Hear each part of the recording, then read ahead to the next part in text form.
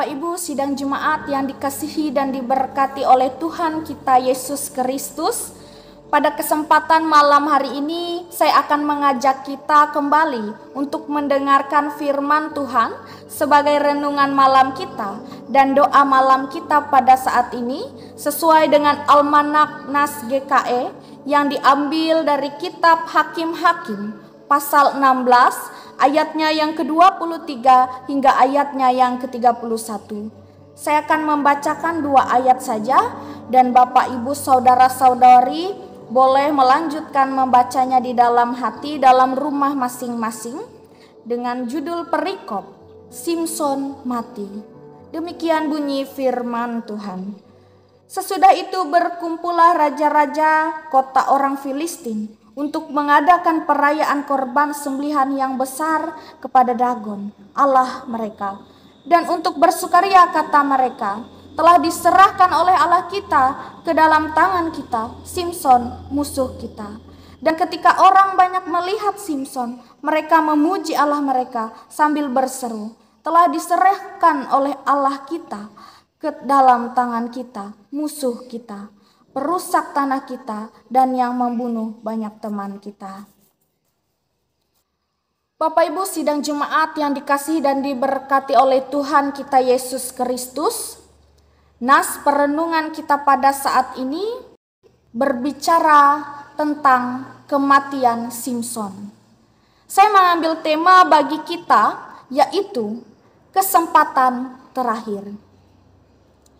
Bapak Ibu sidang jemaat, saudara-saudari yang saya kasihi dan diberkati oleh Tuhan kita Yesus Kristus, ada kata-kata yang mengatakan, jika seorang menyucikan dirinya dari hal-hal yang jahat, ia akan menjadi perabotan untuk maksud yang mulia, dikuduskan, dipandang layak untuk dipakai tuannya, dan disediakan untuk setiap pekerjaan yang mulia.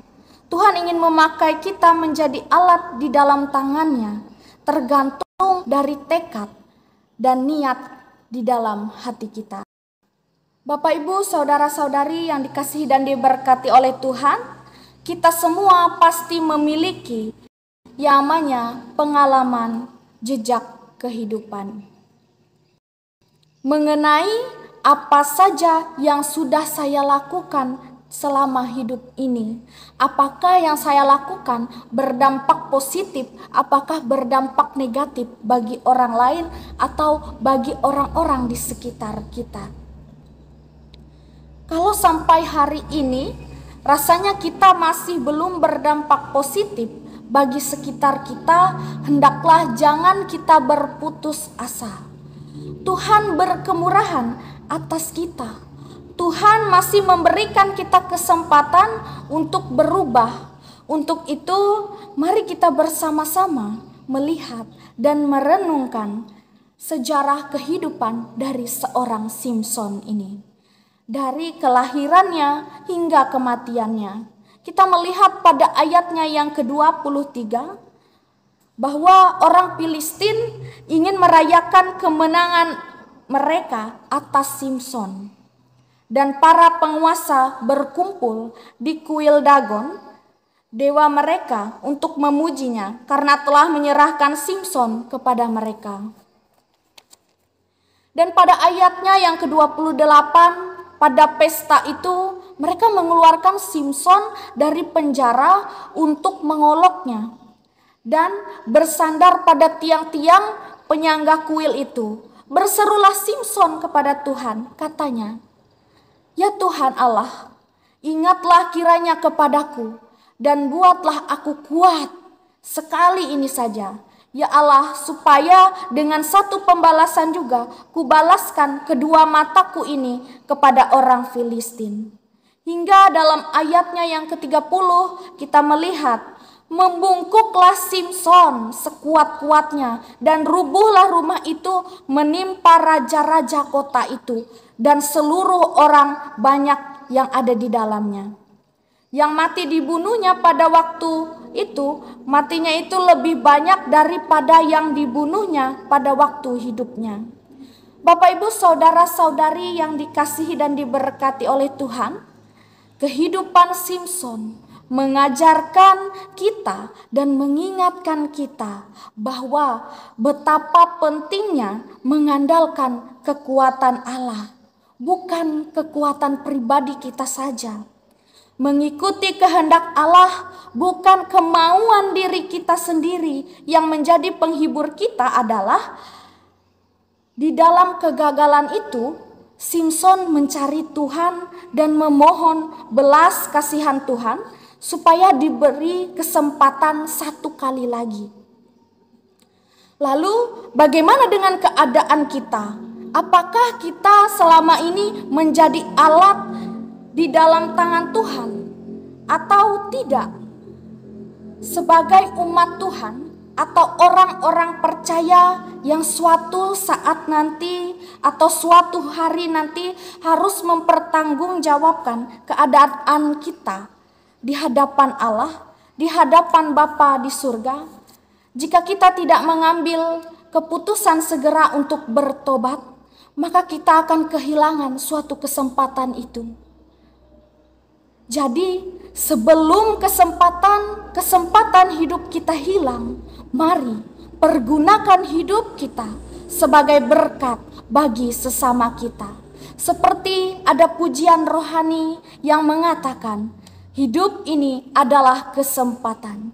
Dan jangan sia-siakan waktu yang Tuhan beri itu. Dan senantiasa hidup ini harus menjadi berkat. Selagi kita masih kuat, masih sehat, maka hiduplah senantiasa penuh dengan kasih karunia, agar kelak kita memperoleh hidup yang kekal. Mari kita persiapkan diri kita untuk kita bersatu hati di dalam doa. Kita berdoa. Yalah Bapa yang kami tinggikan di dalam nama anak-Mu Yesus Kristus.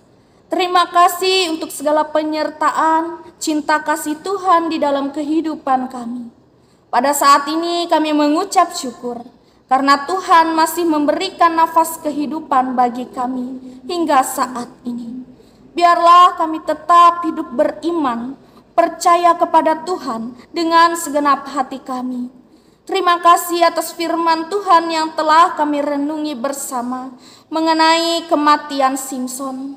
Biarlah melalui kebenaran firman Tuhan tadi, kami boleh belajar untuk tidak menyia-nyiakan kesempatan hidup dan menjadi pribadi yang selalu mempergunakan waktu dan kesempatan hidup yang diberikan Tuhan dengan baik. Dan menjadi berkat dimanapun kami berada. Kami ingin menyerahkan sepenuhnya kehidupan kami ke dalam tangan pengasihan Tuhan. Biarlah segenap kehidupan kami boleh selalu dalam tuntunan dan kasih karunia Tuhan. Begitupun kami ingin sahkan tidur malam kami pada malam hari ini. Kiranya Tuhan menjaga dan melindungi kami dalam tidur lelap kami. Tolong Tuhan berkati agar esok pagi kami bisa bangun dengan kesehatan, kekuatan, sukacita yang datangnya daripada Tuhan. Dalam nama Tuhan Yesus Kristus sebagai juru selamat kami berdoa dan mengucap syukur. Amin. Demikian doa malam dan renungan malam kita pada malam hari ini. Terima kasih, Tuhan Yesus memberkati. Shalom.